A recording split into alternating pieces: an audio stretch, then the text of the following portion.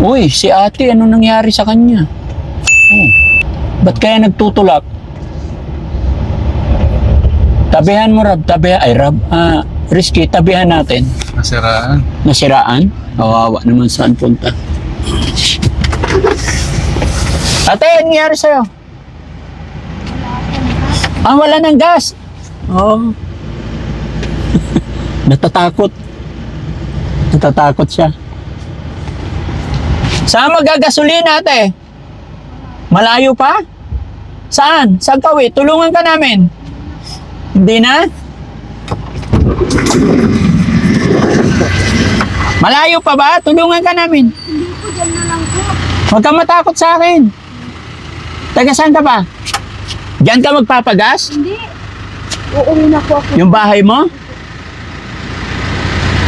Isakay na lang natin dito para matulungan ka namin. Hello, sir. Kawawa naman, saan kasi galing? Parehas lang ba yung gas ng sasakyan at saka gas ng motor? Ay, diesel pala to, no? Oh, dyan na yung bahay yata niya eh. Pero sabi niya kanina malayo pa eh. Bakit kasi? Paano nawala ng gas? Pero natatakot siya sa amin mga kababayan eh. Hindi niya tayo kilala. Pero pagka lumayo pa yan, tutulungan na talaga natin. May mabilhan ba ng gas dyan? Oh, mukhang malayo pa. Sige, tapatan mo.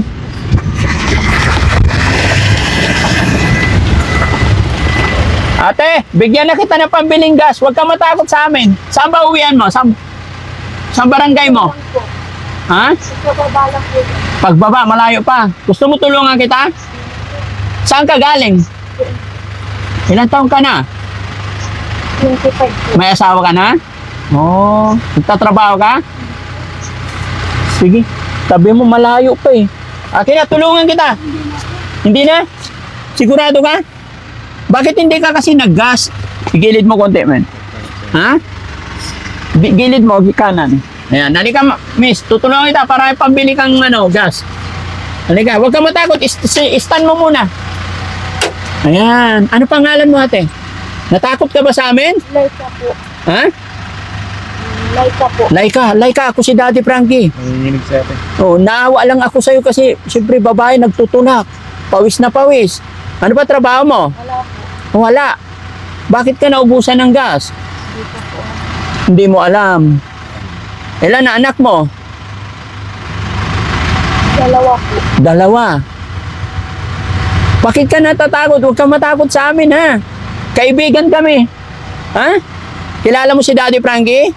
Ay, hindi. O, ito, bibigyan kita na, pambili mong gas. Thank you po.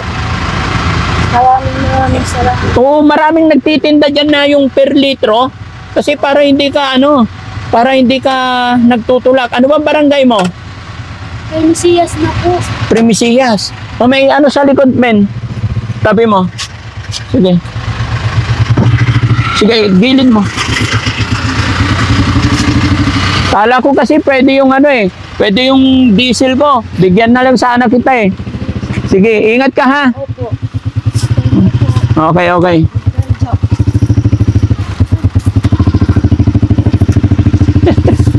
Naubusan ng gas.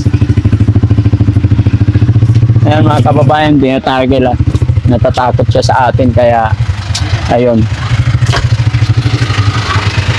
Binigyan na lang natin siya ng pambiling gas niya. Hindi niya alam yung vlogging mga kababayan pero okay lang yun. Ang importante mga kababayan naabutan natin siya ng okay lang. Kaunting tulong para kay ate. May anak pa naman siya.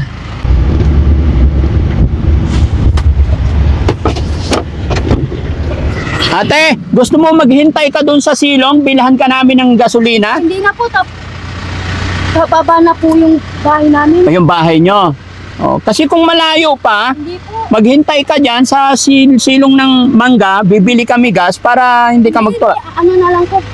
Bababa na po dyan. Pababa na dyan, sigurado ka. Okay, Ah. sige.